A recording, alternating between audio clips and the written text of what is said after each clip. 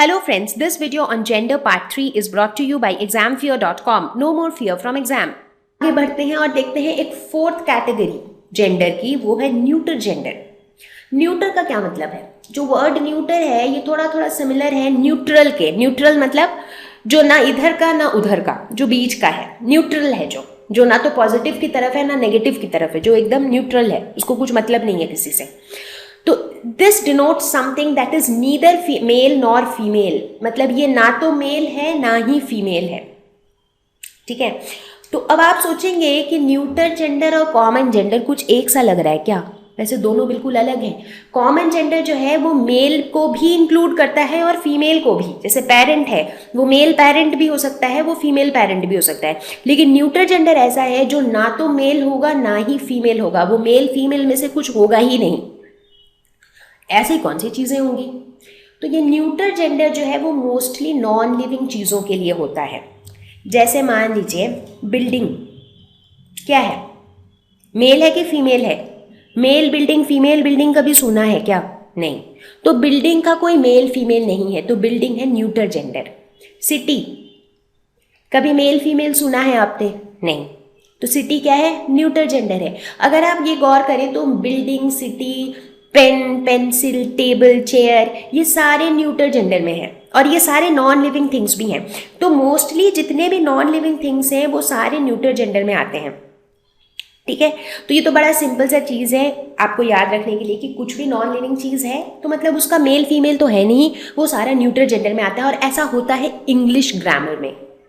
ठीक है, तो आप ये मत सोचिए, क्योंकि ग्रामर जो है डिफरेंट लैंग्वेजेस की काफ़ी डिफरेंट होती है।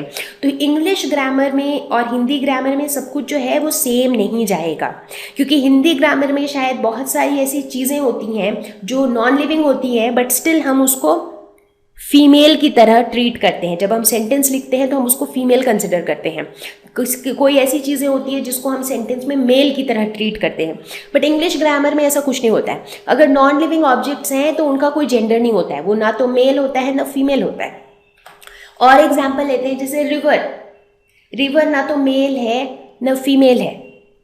ठीक है, लेकिन यही आपका हिंदी ग्रामर में काफ़ी डिफरेंट हो जाता है। जब आप नदियों की बात करते हैं तो उसमें मेल फीमेल का कॉन्सेप्ट भी आ जाता है, बट इंग्लिश ग्रामर में ऐसा नहीं होता है। फिलहाल तो हम इंग्लिश ग्रामर पे ही फोकस कर रहे हैं। ठीक है, अब जैसे ट्री है तो लिविंग बीइंग, लेकिन ट्री भी जो है वो न्यूटर जेंडर में आता है, क्योंकि ट्री है एक चीज़, ये एक ऑब्जेक्ट है। ठीक है, तो मोस्टली जो ऑब्जेक्ट्स हैं ना वो सारे ऑब्जेक्ट्स को जनरली हम न्यूटर जेंडर में ही डालते हैं। लेकिन जितने भी इंसान या फिर जानवर हैं, इस तरह के जो मूवेबल लिविंग ऑर्गेनिजम्स हैं, उन सबको हम डालते हैं मैस्कुलिन फेमिनाइन के अंदर। ठीक है, तो ये हो गया हमारा न्यूटर जेंडर।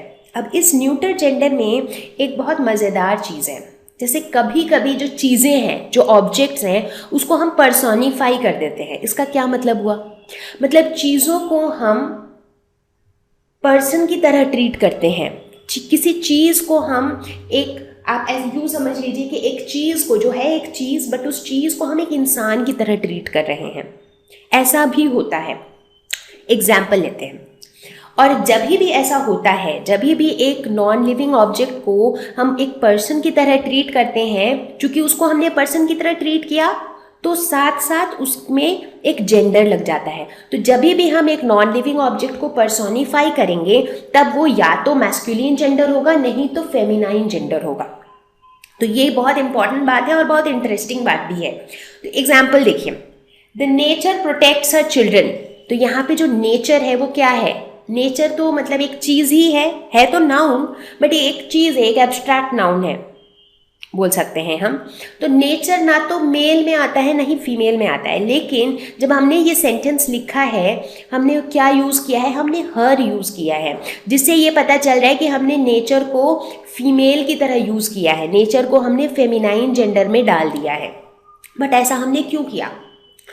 क्योंकि अगर आप इस सेंटेंस को देखें, यहाँ पे नेचर को पर्सोनिफाई कर दिया गया है, नेचर को एक पर्सन की तरह ट्रीट किया गया है। यहाँ पे नेचर एक चीज़ नहीं है। नेचर ऐसा लग रहा है जैसे कि नेचर एक इंसान है। जैसे हम बोलते हैं ना कि मदर प्रोटेक्ट्स हर चिल्ड्रन, उसी तरह हमने नेचर को भी एक इंसान के जैसा प्रोजेक्ट किया हुआ है। इसीलिए हमने नेचर के साथ हर यूज़ किया है, क्योंकि ये फेमिनाइन जेंडर में फॉल कर गया है। एक और एग्जाम्पल लेते हैं, the sun shines with all his might. इसमें सन जो है, वैसे तो जो वर्ड है सन, ये ना तो मैस्कुलिन में आता है ना फेमिनाइन में आता है, मेल फीमेल तो कुछ है नहीं सन का, लेकिन हमने सन को सेंटेंस में ऐसे डाला है जैसे कि सन एक इंसान है जो कुछ कर रहा है, और वो क्या कर रहा है, वो शाइन कर रहा है, राइट। तो सन यहाँ पे नाउन है, और या फिर सन एक इंसान है जो कुछ कर रहा है, तो सन को हमने पर्सोनिफाई कर दिया है, और इसीलिए हमने वर्ड यूज़ किया है हिज, विच शोज कि सन जो है वो मैस्कुलिन जेंडर है। एक और एग्जाम्पल लेते हैं, the moon hides herself behind the clouds. यहाँ पे मून क्या है, मून फिर से यहाँ पे एक ऑब्जेक्ट ही है जिसको हमने फेमिनाइन जेंडर की तरह यूज़ किया है। ऐसा लग रहा है जैसे मून एक इंसान है जो क्या कर रही है, जो छुप रही है बादलों के पीछे, तो इसीलिए हमने यहाँ पे यूज़ किया है हरसेल्फ। तो यहाँ पे आपने 3 एग्जाम्पल्स देखे जिसमें नेचर, सन और मून, ये तीनों ही जो है ये ऑब्जेक्ट्स हैं, लेकिन तीनों को ही हमने पर्सोनिफाई कर दिया है, तीनों को हमने सेंटेंस में ऐसे डाला हुआ है जैसे वो तीनों ही कोई पर्सन हो। इसीलिए तीनों के साथ हमने कोई ना कोई जेंडर यूज़ किया है, या जैसे सन को हमने मैस्कुलिन जेंडर में डाला है, नेचर और मून को हमने फेमिनाइन जेंडर में डाला है। तो इसी तरह जब भी हम ऑब्जेक्ट्स को पर्सोनिफाई करेंगे तो वो ऑब्जेक्ट या तो मैस्कुलिन के अंदर आएगा या फेमिनाइन के अंदर आएगा। तो हम कुछ एग्जाम्पल्स देखते हैं, जैसे सन, डेथ, समर, विंटर, ये सारे आ जाएंगे मैस्कुलिन जेंडर के अंदर। हालांकि मून, नेचर, स्प्रिंग, ऑटम, ये सब कुछ आ जाएगा फेमिनाइन जेंडर में। जैसे जब अगर हम सीजन्स की बात करें तो समर, विंटर, स्प्रिंग, ऑटम, ये 4 सीजन्स हैं, राइट। तो समर और विंटर आएगा मैस्कुलिन में, स्प्रिंग और ऑटम आएगा फेमिनाइन में। तो एक सेंटेंस बना के देखते हैं, summer spreads his heat all over the earth. इसमें हमने समर को पर्सोनिफाई कर दिया है, ऐसा लग रहा है जैसे समर एक इंसान है जो क्या कर रहा है, जो अपना हीट को स्प्रेड कर रहा है हर तरफ, ठीक है। तो इसमें समर क्या है, मैस्कुलिन जेंडर है, इसीलिए हमने यूज़ किया है हिज। उसी तरह अगर हमें स्प्रिंग या ऑटम के बारे में कुछ बताना हो तो हम यूज़ करेंगे हर। स्प्रिंग स्प्रेड्स हर ग्रीनरी ऑल अराउंड, क्योंकि स्प्रिंग जो है वो फेमिनाइन जेंडर है। तो इस तरह से ये बहुत ही इंपॉर्टेंट बात है, इसको आपको पता होना चाहिए कि कभी कभी ऑब्जेक्ट्स भी जो है वो मैस्कुलिन, फेमिनाइन में कैटेगराइज हो जाते हैं, और उसका कारण ये होता है कि हमने ऑब्जेक्ट को पर्सोनिफाई कर दिया होता है, हमने ऑब्जेक्ट को पर्सन की तरह ट्रीट किया हुआ होता है। Thank you. Please visit examfear.com for free quality education. You can learn with a simple 4-step learning process wherein you can watch video lessons, you can ask your questions, you can refer notes, and you can take a free online test. We have content for class 6 to 12 on physics, chemistry, mathematics, and biology along with practical videos. So please subscribe to our channel for daily updates. Thank you.